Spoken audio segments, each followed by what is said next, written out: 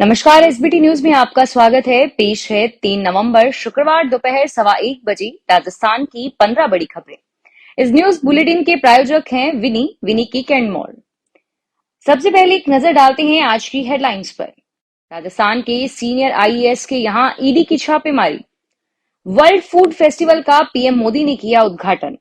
BJP ने 2 उम्मीदवारों को चौथी सूची जारी की। रतलाम में पीएम नरेंद्र मोदी की सभा के साथ स्टार प्रचारकों के दौरे शुरू। दिल्ली में 23 घंटे बाद मंत्री के घर से निकली ईडी। और अब खबरें विस्तार से सुनिए। जल जीवन मिशन घोटाले के मामले में ईडी की टीम ने शुक्रवार सुबह जलदाय विभाग के additional chief secretary Subodh Agarwal समेत कई अधिकारियों के आवास पर रेड की। राजस्थान में 6 से ज्यादा जगह छापेमारी की गई है और सुबह करीब 8 बजे ईडी की 3 टीमें सचिवालय पहुंची और सुबोध अग्रवाल के ऑफिस में सर्च करना शुरू किया। गांधीनगर स्थित जलदाय विभाग के एक सीनियर अधिकारी के घर पर भी ईडी की टीमें सर्च कर रही हैं। सर्च के दौरान 2.5 करोड़ रुपए के कैश और सोने की ईंटें मिली थी। इसके बाद सीनियर आईएएस अधिकारी सुबोध अग्रवाल का नाम सामने आया था। प्रधानमंत्री नरेंद्र मोदी ने शुक्रवार को दिल्ली के प्रगति मैदान में mega food event world food India 2023 के दूसरे संस्करण का उद्घाटन किया। वर्ल्ड फूड फेस्टिवल में इस बार संचारी और संचारी दोनों तरह के रोगों से खुद को दूर रखने के लिए आयुष आहार दिखाई दिया। इसमें चेन्नई का पंचमूती दलिया, रागी से बने दिल्ली के रागी लड्डू और जयपुर के त्रिफला जैम तक का स्वाद चखने को मिलेगा। केंद्रीय आयुष मंत्रालय की ओर से इसमें देश के सभी आयुष शोध संस्थान और स्टार्टअप हिस्सा ले रहे हैं।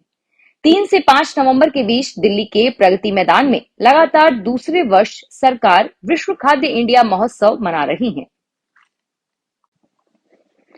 बीजेपी ने चौथी लिस्ट जारी कर 2 उम्मीदवारों की घोषणा की है। शिव से स्वरूप सिंह खारा और टोडा भीम से रामनिवास मीणा को टिकट दिया है। रामनिवास मीणा रात को ही बीजेपी में शामिल हुए थे। बीजेपी में शामिल होने के 10 घंटे बाद ही रामनिवास मीणा को टिकट दे दिया है। शिव से नए चेहरे के तौर पर स्वरूप सिंह खारा को टिकट दिया है। मध्य प्रदेश में विधानसभा चुनाव अभियान की कमान अब भाजपा के स्टार प्रचारक संभालने जा रहे हैं। प्रधानमंत्री नरेंद्र मोदी पश्चिम मध्य प्रदेश और मालवा क्षेत्र में चुनाव प्रचार अभियान की शुरुआत करने 4 नवंबर को रतलाम पहुंच रहे हैं। प्रधानमंत्री मोदी की आम सभा के बाद रतलाम जिले की 5 विधानसभा सीटों पर भाजपा अन्य स्टार प्रचारक को भी उतारने की तैयारी में है। जिला भाजपा ने जिले की विधानसभा सीटों पर चुनाव प्रचार के लिए पार्टी के जिन बड़े नेताओं की मांग की है, उसमें उत्तर प्रदेश के मुख्यमंत्री योगी आदित्यनाथ और केंद्रीय मंत्री राजनाथ सिंह के नाम प्रमुख हैं। खासकर उत्तर प्रदेश के मुख्यमंत्री योगी आदित्यनाथ की मांग पूरे मालवा क्षेत्र में है। इन्फोर्समेंट डायरेक्टर ईडी ने गुरुवार को दिल्ली के कैबिनेट मंत्री और नेता राजकुमार आनंद के घर छापा मारा। करीब 23 घंटे तक आनंद से पूछताछ चली। जांच एजेंसी गुरुवार सुबह 5:40 पर आनंद के सिविल लाइन स्थित सरकारी आवास पहुंची थी और शुक्रवार सुबह 4:30 पर करीब उनके घर से बाहर निकली।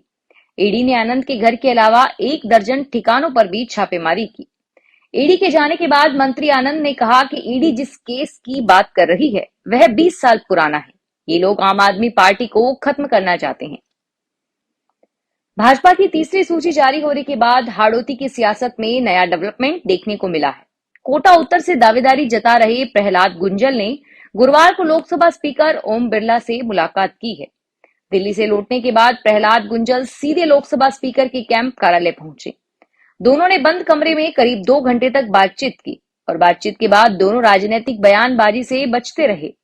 गुंजल व बिरला एक दूसरे के विरोधी माने जाते हैं और इस तरह अचानक हुए घटनाक्रम को विधानसभा चुनाव में गुंजल की दावेदारी से जोड़कर देखा जा रहा है। राजस्थान में विधानसभा चुनाव की मतदान की तारीख नजदीक आने के साथ ही प्रत्याशी नामांकन दाखिल कर रहे हैं। इस दौरान वे आय का ब्यौरा भी प्रस्तुत कर रहे हैं। विधानसभा चुनाव 2023 के लिए नामांकन करने वाले ज्यादातर प्रत्याशी खुद तो करोड़पति हैं ही, पत्नी के नाम भी करोड़ों की चल अचल संपत्ति है। आमेर से भाजपा प्रत्याशी सतीश पूनिया के शपथ पत्र में दिए गए संपत्ति के ब्यौरे पर नजर यदि दौड़ाई जाए तो 5 साल में पति पत्नी दोनों की संपत्ति में 1.96 करोड़ का इजाफा हुआ है। रोचक तथ्य यह है कि प्रत्याशियों के पास करोड़ों की संपत्ति तो है, लेकिन कार नहीं है। आईआईटी बीएचयू में छात्रा से गन पॉइंट पर छेड़खानी मामले में 2500 छात्र छात्राओं ने 11 घंटे प्रोटेस्ट किया। देर रात तक छात्र अपनी मांग को लेकर अड़े रहे और इसके बाद एडिशनल पुलिस और आईआईटी बीएचयू के डायरेक्टर ने छात्रों के साथ बैठक की। उन्हें भरोसा दिया कि 7 दिन में सभी आरोपी सलाखों के पीछे होंगे। ऐसी सजा मिलेगी कि उनकी सातों पुश्तें याद रखेगी। और इसके बाद छात्रों ने प्रदर्शन खत्म किया। इस दौरान तय हुआ कि आईआईटी बीएचयू और बीएचयू के बीच दीवार बनेगी। और वहीं पूरे मामले में प्रधानमंत्री ऑफिस यानी पीएमओ ने पुलिस कमिश्नर मुथा अशोक जैन से रिपोर्ट मांगी है। जयपुर में मतदान को बेहतर बनाने के लिए कमिश्नरेट पुलिस ने शहर में फ्लैग मार्च करना शुरू कर दिया है। आज police commissioner Biju George Joseph और डीसीपी ईस्ट ज्ञानचंद यादव ने सांगानेर इलाके में फ्लैग मार्च किया। इस दौरान बड़ी संख्या में जयपुर कमिश्नरेट पुलिस, केंद्रीय सुरक्षा बल के जवान मौजूद रहे। डीसीपी ईस्ट ज्ञानचंद यादव ने बताया कि विधानसभा चुनाव को देखते हुए संवेदनशील जगह पर पुलिस कमिश्नर खुद पैदल फ्लैग मार्च कर रहे हैं। शहर की हर तंग से तंग गली कॉलोनी में जाकर लोगों को आश्वस्त कर रहे हैं कि लोग बिना की डर के अधिक से अधिक संख्या में वोटिंग करें और अपने मताधिकार का पालन करें। विधानसभा चुनाव को लेकर प्रत्याशियों के नामांकन के लिए आज मेला रहेगा। असल में आज भाजपा व कांग्रेस के बड़ी संख्या में उम्मीदवार अपना नामांकन दाखिल करने जा रहे हैं। उदयपुर शहर से भाजपा प्रत्याशी ताराचंद जैन, ग्रामीण के भाजपा प्रत्याशी फूल सिंह मीणा, ग्रामीण से कांग्रेस के विवेक कटारा, वल्लभनगर से प्रीति गजेंद्र सिंह शक्तावत नामांकन भरेगी। और इधर भाजपा के राष्ट्रीय नेता भी आज उदयपुर में रहेंगे। भाजपा के प्रदेश चुनाव प्रभारी एवं केंद्रीय मंत्री प्रहलाद जोशी व भाजपा के राष्ट्रीय प्रवक्ता डॉक्टर सुधांशु त्रिवेदी उदयपुर में संबोधित करेंगे। और इधर भाजपा के ताराचंद जैन को टिकट देने के बाद नाराज होकर विरोध मुखर करने वाले डिप्टी मेयर पारस सिंघवी भी पार्टी के संग आ गए हैं। उत्तर पश्चिमी रेलवे जयपुर मंडल के फुलेरा मदार सेक्शन के लाडपुरा किशनगढ़ स्टेशनों के बीच ऑटोमेटिक ब्लॉक सिग्नल सिस्टम के चलते ट्रैफिक ब्लॉक लेगा। सीपीआरओ कैप्टन शशि किरण के अनुसार इनके चलते जम्मू तवी अजमेर पूजा सुपरफास्ट 4 नवंबर को जयपुर तक संचालित होंगी। अजमेर जम्मू तवी पूजा सुपरफास्ट 5 नवंबर को अजमेर की बजाय जयपुर स्टेशन से संचालित होगी। नई दिल्ली अजमेर शताब्दी एक्सप्रेस 5 नवंबर को नई दिल्ली से जयपुर तक संचालित होगी। अजमेर नई दिल्ली शताब्दी 5 नवंबर को अजमेर की बजाय जयपुर से संचालित होगी। उदयपुर जयपुर 5 नवंबर को उदयपुर से चलकर अजमेर तक संचालित होगी।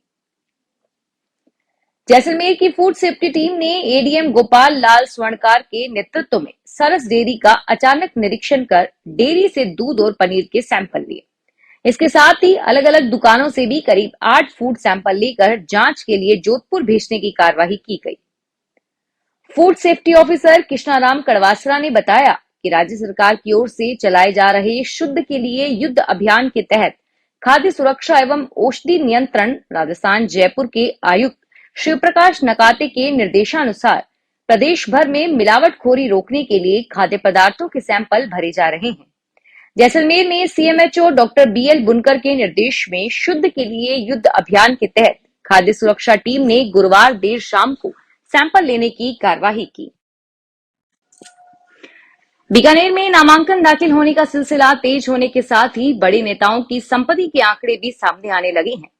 नोखा विधानसभा में कांग्रेस की सुशीला डूडी ने अब तक सबसे ज्यादा 11 करोड़ रुपए से ज्यादा की संपत्ति घोषित की है, जबकि शिक्षा मंत्री बीडी कल्ला ने 3 करोड़ रुपए से कुछ कम संपत्ति बताई है।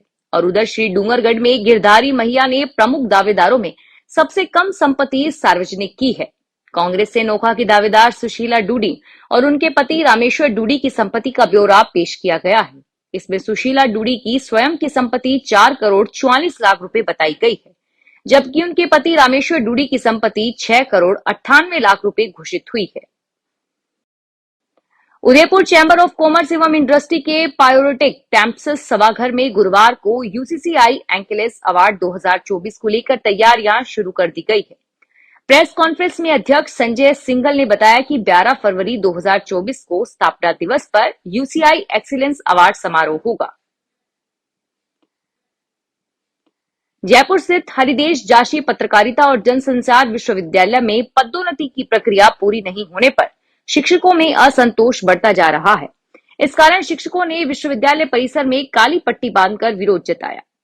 डॉक्टर अनिल कुमार मिश्र ने बताया कि विश्वविद्यालय में कार्यरत 6 सहायक प्रोफेसरों की सेवा अवधि 10 वर्ष से भी अधिक हो चुकी है, लेकिन वे अपनी पहली पदोन्नति का इंतजार कर रहे हैं। उन्होंने बताया कि शिक्षक पिछले कई वर्षों से सीएसएस का लाभ देने की मांग कर रहे हैं, लेकिन अभी तक यह प्रक्रिया पूरी नहीं हुई है।